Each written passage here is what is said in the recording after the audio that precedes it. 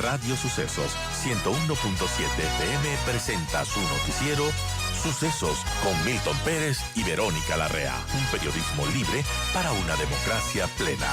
Los hechos y las opiniones de los sucesos que marcan nuestro tiempo.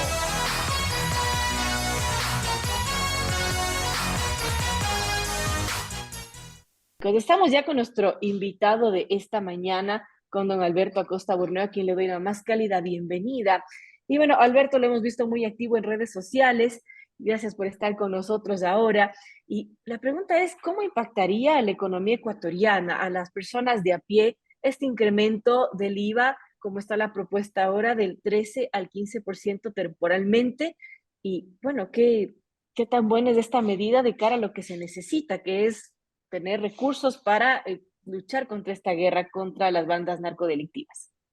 Muy buenos días, un gusto estar con ustedes. El punto de partida es que necesitamos recursos que vayan a la lucha contra la inseguridad. Eso exige que el proyecto tenga algunas características. No puede ser un arca abierta para que ese dinero vaya a la cuenta única del Tesoro, porque la realidad es que tenemos un fisco quebrado donde los gastos suben año tras año. Solo el año pasado el gasto corriente subió en 2.000 millones de dólares. Así no hay dinero que alcance. Los atrasos cerraron en 4.000 millones de dólares. Entonces, si queremos recursos para la seguridad, tenemos que tomar los correctivos necesarios para que ese dinero no termine yéndose a pagar atrasos, porque estamos hablando que subir el IVA implicaría 1.300 millones de ingresos al gobierno, pero los atrasos del año pasado son 4.000. Es decir, no alcanza ni siquiera para terminar de pagar los atrasos del año pasado. Eso no le llega ni a la muela del fisco. Entonces, los ciudadanos que estamos dispuestos a hacer un sacrificio por algo que valoramos, que es el combate contra la inseguridad, tenemos que exigir también seguridades. ¿Qué seguridades? Primero, tiene que existir un presupuesto. ¿En qué se va a usar ese dinero? ¿Cómo se va a destinar? ¿A qué? ¿Cuántos recursos se requieren? No nos han dicho cuál es ese presupuesto. Nos han dicho eso va para la inseguridad y otras cosas más. No. Señores, ¿cuál es el presupuesto? ¿Qué se va a hacer? Segundo, tiene que haber la seguridad de que ese dinero sí va a ir a la seguridad y eso se logra evitando que vaya a la cuenta única del Tesoro, porque lo que va a la cuenta única del Tesoro desaparece, es una cuenta mágica. Entonces tiene que ir a un fideicomiso o a una cuenta separada donde los ciudadanos podamos hacer una veeduría del uso de esos recursos. Eso es lo mínimo.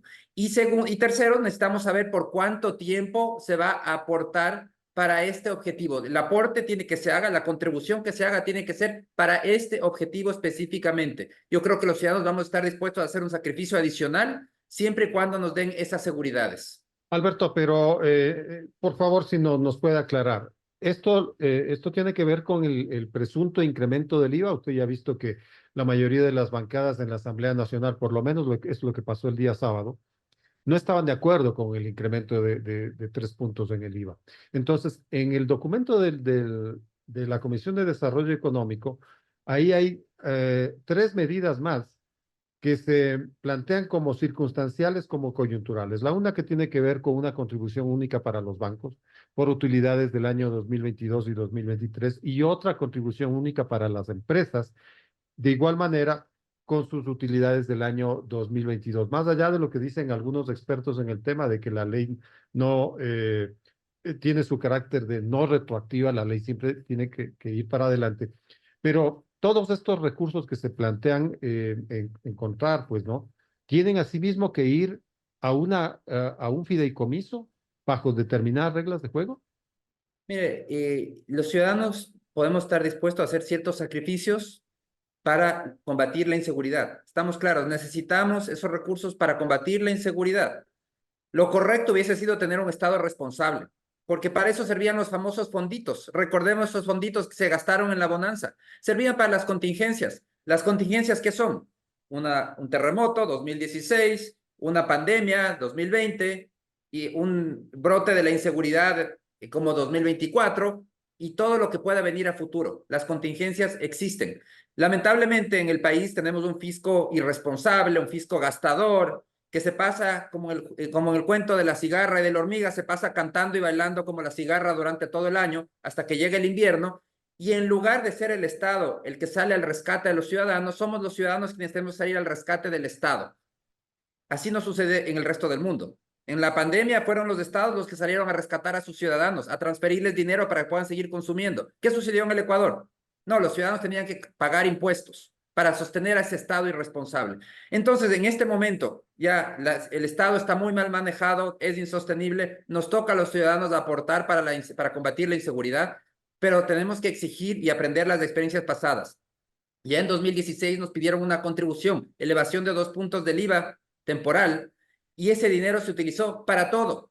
Después salieron todos los casos de corrupción en el mal uso de esos recursos. Y si vamos a visitar las zonas afectadas, todavía hay grandes necesidades. Entonces, lo que no podemos permitir es que se vuelva a dar ese cheque en blanco para que todo quede a voluntad del gobernante, porque la realidad es que en un fisco quebrado, donde los atrasos suman 4.000 millones, ¿para qué creen que se va a usar esos 1.300 que se cobrarían con IVA o cualquier otro mecanismo? Se va a terminar usando para financiar atrasos. Eso no va a ir para seguridad, va a ser marginal lo que llegue a seguridad.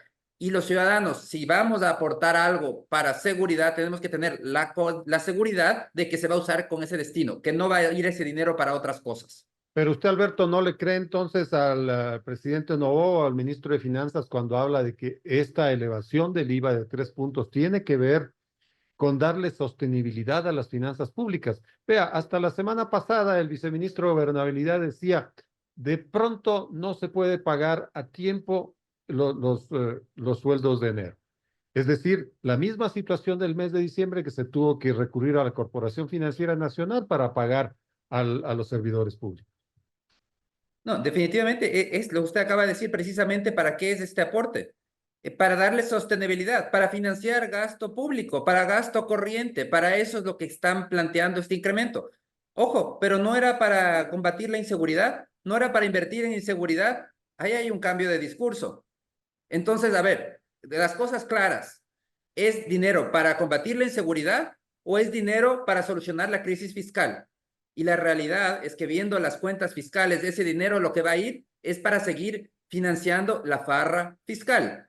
Un gasto corriente que crece imparable. El año pasado el gasto corriente subió la bicoca de 2.000 millones de dólares. ¿Cómo es posible que el gasto, unas cuentas fiscales sean sostenibles cuando el gasto sube en un año, el gasto corriente sube en 2.000 millones de dólares?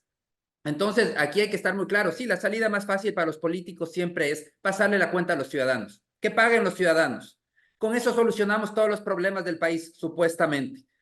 Lo que no se dan cuenta es que pasarle la cuenta a los ciudadanos tiene un costo enorme, porque implica subir impuestos, implica retirar dinero que hubiese servido para consumir, es decir, menos ventas, menos consumo, menos empleo, que hubiera servido para ahorrar y para invertir, menos crecimiento económico, es decir, tiene un efecto recesivo. Entonces, en este entorno, pasarle la cuenta a los ciudadanos va a tener un efecto recesivo, es decir, destruye bienestar. Sí, permite pagar las cuentas fiscales, algunas, no todas, porque como digo, el problema fiscal es mucho más grande.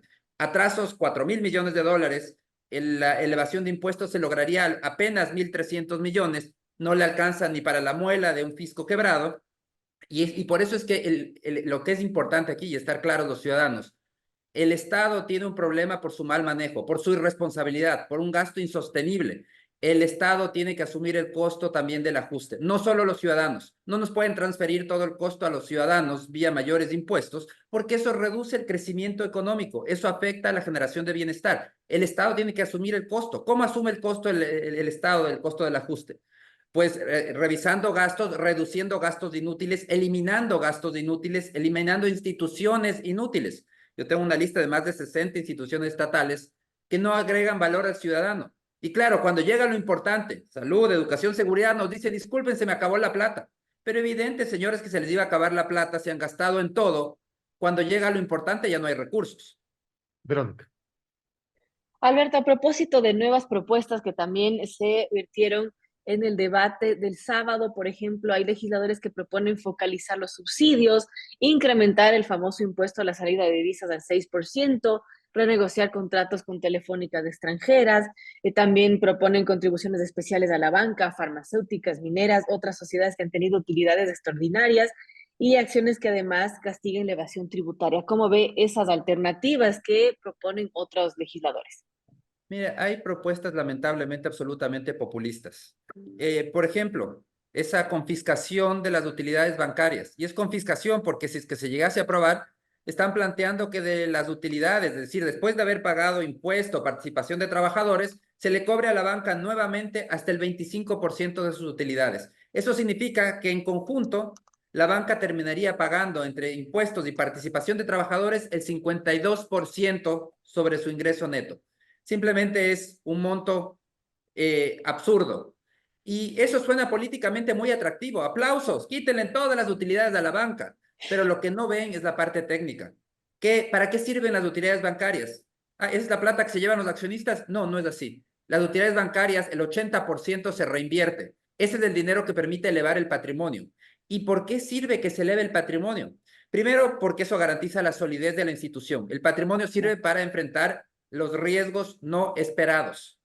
Y segundo, porque es el patrimonio el que permite elevar el crédito, porque el límite al otorgamiento de crédito no son los depósitos, es el patrimonio. Existe la norma de patrimonio técnico, es ese límite legal que dice, usted, institución financiera, solamente puede prestar una proporción, puede prestar máximo 91 por cada $9 que usted tenga en patrimonio técnico. Eso es lo que dice la norma. Le exige un mínimo de patrimonio técnico. Entonces, si queremos más crédito, tenemos que impulsar que aumente el patrimonio técnico. Precisamente lo contrario, que es lo que están planteando estos asambleístas. Quieren reducir las utilidades, reduce el crecimiento del patrimonio, reduce el crecimiento del crédito. ¿Quién ganó en todo esto? Nadie. ¿Quién perdió? Todos. Especialmente los ciudadanos que querramos solicitar un crédito. Esos mismos descargos que hace la banca, Alberto, también hacen las compañías y las diferentes empresas cuando se habla de esta contribución única. Las empresas lo que dicen es, de este momento y estamos pagando 190 millones de dólares por autorretención, por una ley urgente de este gobierno que fue aprobada en el mes de diciembre. Entonces, todo el mundo no quiere ser grabado. No es posible o no están de acuerdo en la asamblea que se suban 3 puntos en el IVA. ¿Cuál es la salida? ¿Acaso la salida es muy focalización de los sencilla, subsidios? la salida es muy sencilla, políticamente compleja, pero la salida está muy clara. El problema que estamos viviendo no es un problema de falta de ingresos en el Estado, es un problema de exceso de gastos. Esa es la diferencia. Tenemos un fisco que sigue creciendo su gasto imparable. Evidentemente nunca va a faltar el dinero. En 2021 ya nos dijeron, con Guillermo Lasso nos dijo, subiendo impuestos se soluciona la crisis fiscal. ¿Qué pasó? Se hizo, se dio un paquetazo a los ciudadanos, un palazo a los ciudadanos, 1.900 millones de dólares de una reforma tributaria. ¿Y la solución fiscal? No, no fue la solución. Estamos pocos años más tarde nuevamente en una crisis fiscal. El problema no pasa por los ingresos, pasa por el gasto. Entonces, ¿qué es lo que tiene que hacer? Primero, reducir gasto inútil, priorizar el gasto público, eliminar todas esas instituciones que no agregan valor. Ahí tiene medidas fáciles. Por ejemplo, puede no renovar los contratos ocasionales, con eso puede ahorrarse 1.000 millones de dólares. Eliminar una cantidad importante de instituciones que no agregan ningún valor a los ciudadanos, que no están en las áreas prioritarias de salud, educación y seguridad. Pero Segundo, usted sabe que no son medidas de corto plazo, Alberto. Lo de no renovar contratos ocasionales es de cortísimo plazo. En menos de un año tiene un ahorro de 1.000 millones de dólares. Segundo, focalizar subsidio a los combustibles. Cortísimo plazo. El beneficio se comienza a sentir a 1 mes, 2 meses, lo que tome la focalización. También una medida de muy corto plazo que le permite ahorrar probablemente 1.000 a 2.000 millones de dólares. Pero esto le genera un problema social al gobierno y lo sabe. Por eso no lo quisieron hacer los anteriores gobiernos. Ese es el problema de la miopía en el manejo público, que solo se ve lo inmediato. Entonces uno dice, sí, focalizo los subsidios y me genera un problema social inmediato. Lo que no ven es que subiendo los impuestos, retiran dinero de la economía, contraen el crecimiento económico, retiran dinamismo, destruyen empleos, y eso en el mediano plazo también le genera un problema enorme al gobierno, porque no es que no tiene un costo, porque se dice, claro, para los políticos como solo ven el corto plazo, dicen subir impuestos, cierro la cuenta fiscal, me igualo en los pagos, todos felices.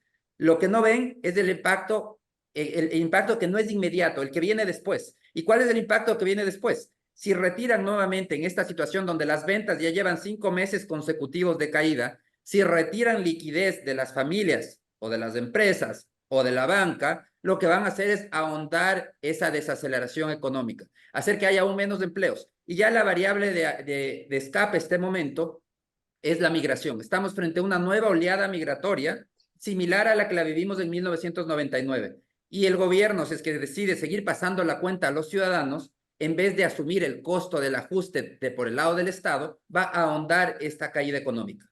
Sabemos de su agenda apretada, Alberto, pero tenemos que seguir conversando sobre estos temas. Me comprometo para Encantado. hablar en una nueva ocasión. Gracias por su tiempo. Muchísimas gracias, siempre es un gusto. Muchas gracias. Estuvo con nosotros Alberto Acosta Burneo,